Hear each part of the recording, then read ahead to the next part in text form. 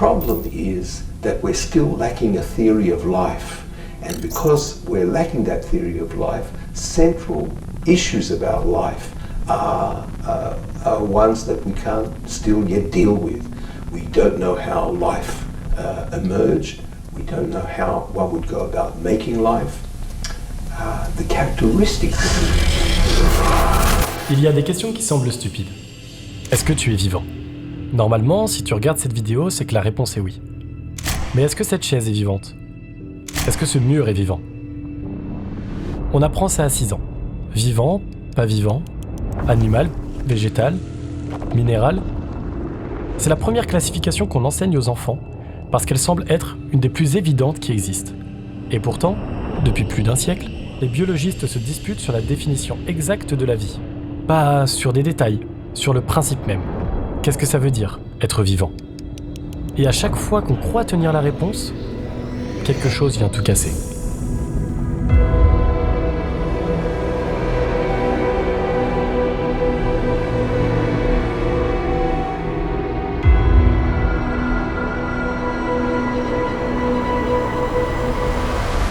Pour définir la vie, les scientifiques ont essayé de dresser une liste.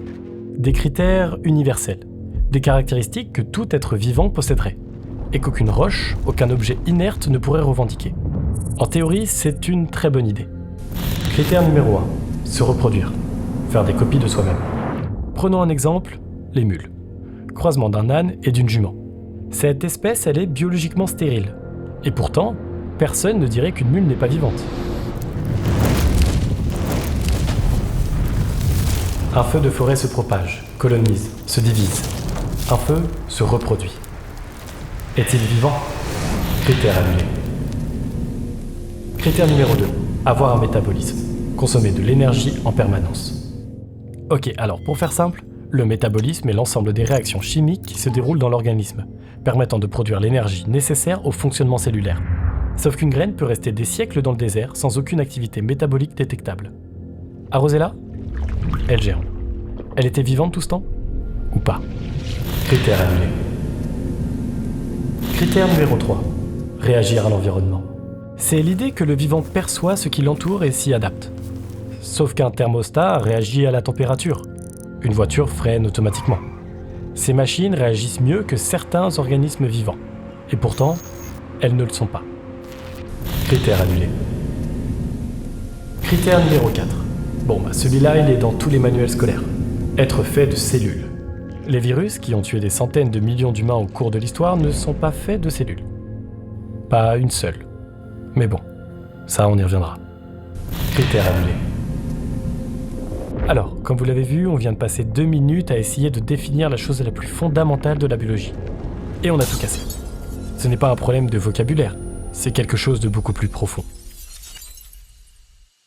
Récemment, à Wuhan, il y a eu plusieurs cas d'un nouveau coronavirus. Il faut attacher une grande importance à ce virus, le prendre très au sérieux. Si le virus Ebola est arrivé là-bas, on peut se demander si nous sommes vraiment à l'abri, nous, en France. Toutes dernières informations concernant l'antavirus. Tu as déjà eu la grippe, le rhume ou le Covid ? Ces maladies ont quelque chose en commun. Elles sont causées par des virus. Des entités si petites qu'on peut en mettre des milliards sur la tête d'une épingle. Des entités qui ont tué plus de personnes que toutes les guerres de l'histoire réunies. La grippe espagnole de 1918, 100 millions de morts en 2 ans. Rien que ça. Plus que la Première Guerre mondiale. Les virus, ils ont littéralement façonné l'histoire humaine. Et on ne sait toujours pas si ce sont des êtres vivants. Pour contextualiser, un virus possède un génome, de l'ADN ou de l'ARN. Exactement le même type de matériel génétique que toi. Il évolue, il mute, il s'adapte à son environnement. Le virus de la grippe de cette année n'est pas le même qu'il y a 10 ans. Il a évolué, sous la pression sélective. Exactement comme les espèces animales le font. Sauf que lui, il le fait en quelques mois.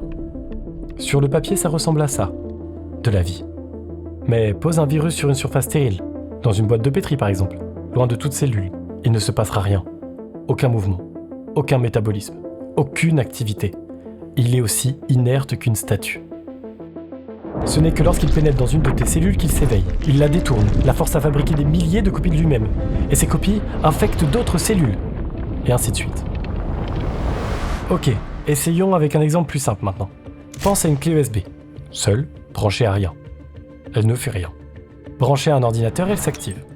Est-ce qu'elle est vivante seulement quand elle est branchée? Et si oui, c'est elle qui est vivante ou l'ordinateur? C'est exactement la question qu'on pose d'un virus. Et si tu pensais que c'était le cas le plus étrange que la biologie avait à offrir, voilà les prions. Un prion, c'est une protéine mal repliée. Juste une molécule avec une mauvaise forme. Pas d'ADN, pas de cellules, pas de génome, rien. Et pourtant, quand un prion entre en contact avec une protéine normale, il la force à adapter sa forme déviante, qui en contamine une autre, puis une autre. Une réaction en chaîne purement mécanique, sans aucun gène impliqué. Les prions causent des maladies, comme la maladie de la vache folle, le curu, la maladie de Creuse. Bon, vous avez compris. Ils résistent à la chaleur extrême, aux UV, aux acides. Pour les détruire, il faut un protocole spécial utilisé pour les matériaux radioactifs. Zéro ADN, zéro cellule. Et pourtant, ils se propagent. Ils tuent. Et certains évoluent même sous pression sélective. Alors, vivants ou pas ?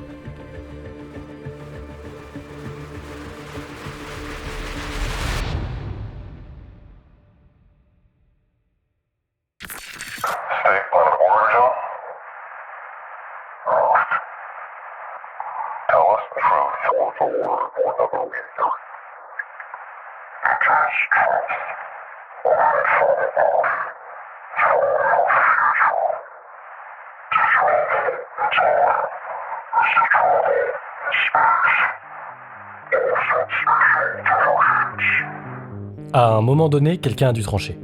La NASA recherche la vie extraterrestre. C'est une partie de sa mission officielle. Et pour chercher quelque chose, il faut déjà savoir ce que l'on cherche.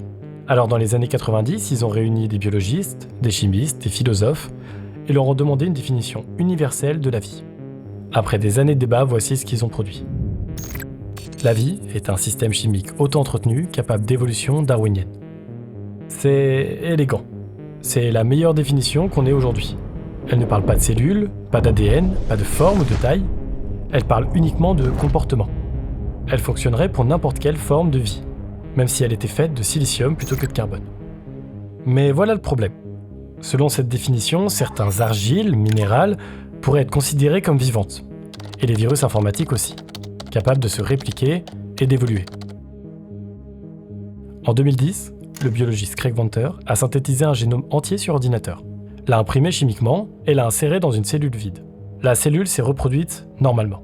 Son seul ancêtre, c'était un logiciel. Si on peut fabriquer la vie depuis un écran, est-ce que ça veut dire que la vie est un processus ? Une organisation temporaire de la matière ? Et si oui, qu'est-ce que ça dit de toi ?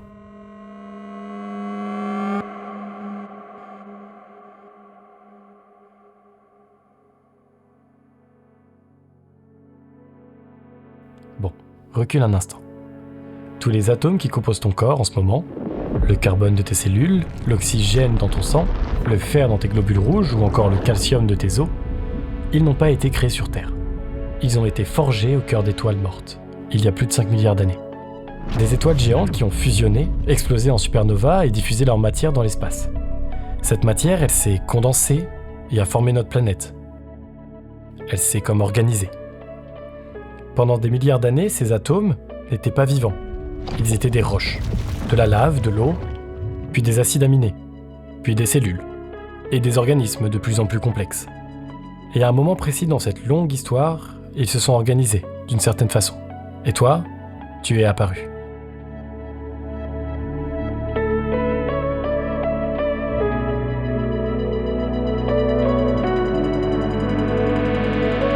Alors, qu'est-ce qui a changé exactement ? Entre ces atomes dans ces étoiles mortes et ces mêmes atomes dans ton corps ? L'organisation, rien d'autre. La vie, ce mot, c'est le nom qu'on a donné à une certaine façon pour la matière de s'organiser. Pas une propriété magique, pas une frontière nette. Juste une étape dans l'histoire de ces atomes. Une étape temporaire entre deux états d'inertie. Et quand tu mourras, ces atomes repartiront. Dans la terre, dans des plantes, dans d'autres êtres. Ils redeviendront ce qu'ils étaient avant toi. Ils n'auront pas cessé d'exister. Ils auront juste changé d'organisation. Donc la question qu'on s'est posée depuis le début, qu'est-ce que la vie ? Cette question n'est pas une question de biologiste. C'est la matière qui se demande ce qu'elle est. Ces atomes étaient dans une étoile, puis ils sont devenus toi. Et en ce moment, ils se posent des questions sur eux-mêmes. C'est peut-être ça, la vie. Pas une frontière, mais simplement un moment où la matière se regarde dans un miroir.